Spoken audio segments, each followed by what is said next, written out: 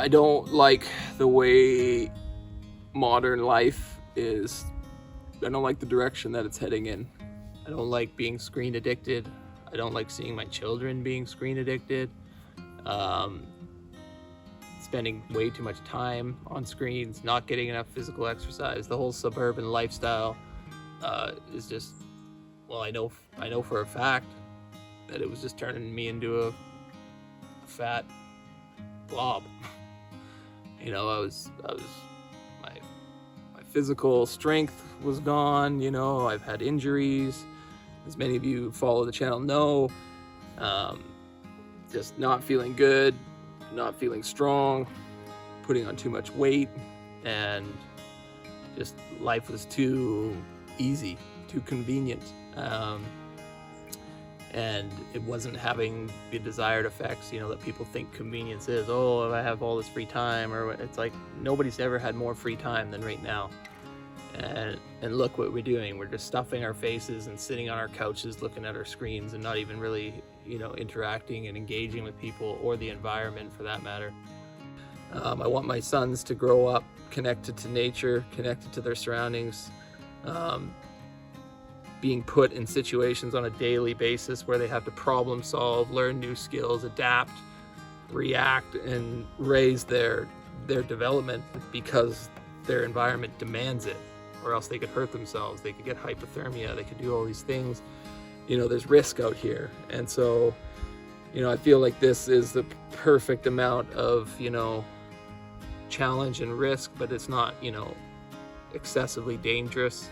But we're also not far removed from, you know, society. So if we do need help or we do need anything, they're all really close by, yet here we are, just surrounded by natural beauty and you know, boat-in access only. You know, it gives you this nice feeling, but, you know, there is a town that's 15 minutes away from the boat launch.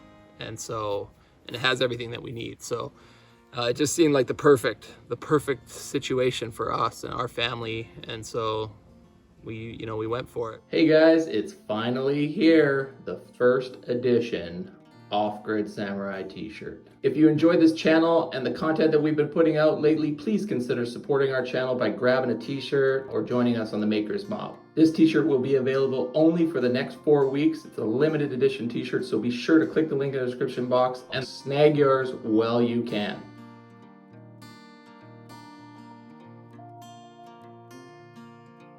My goal has always been kind of to have a lifestyle that keeps me healthy.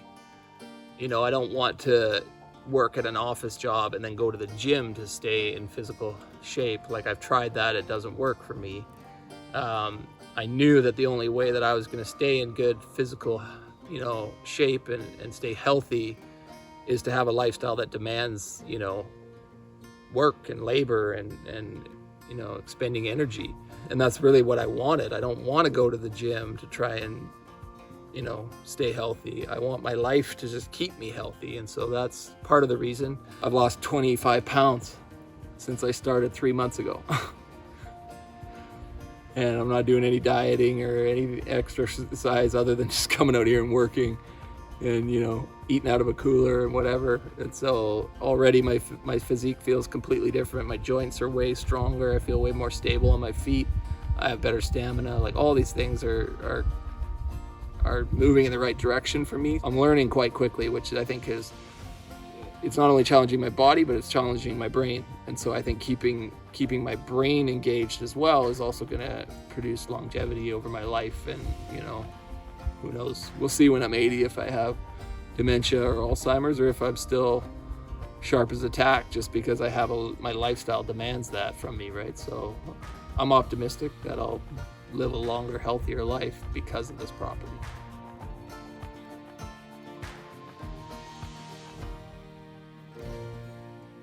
Losing my wife's father suddenly to a heart attack was also a confirmation for us that instead of having these big long-term plans, like to have a big woodworking facility and a big, you know, property closer to town, which would cost millions of dollars, we realized that, you know, maybe a recreational property where we can escape to as a family and just make great memories together is actually far better, because that's, you know, that's what my wife had growing up with her dad.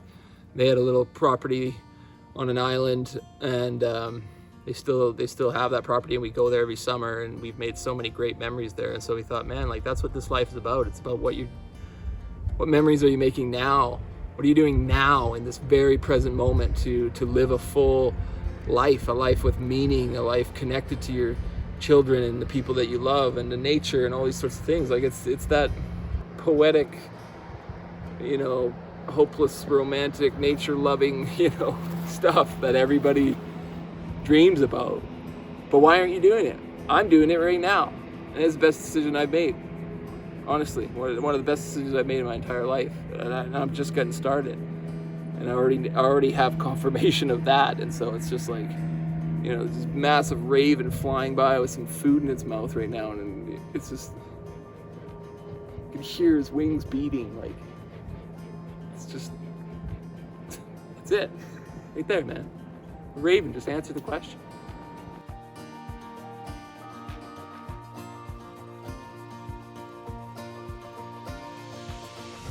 I would definitely say all the water.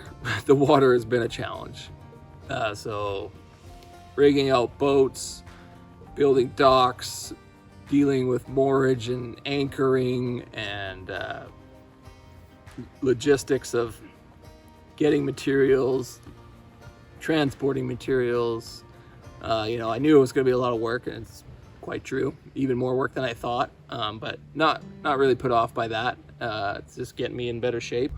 So bring on the challenges. I'm sure there'll be some other real big ones, but so far, just getting the water, the log boom, the docks, and the ramps all situated has been a outside of my wheelhouse kind of challenge. Building stuff is not really a big deal for me. It's just a lot of sweat and labor.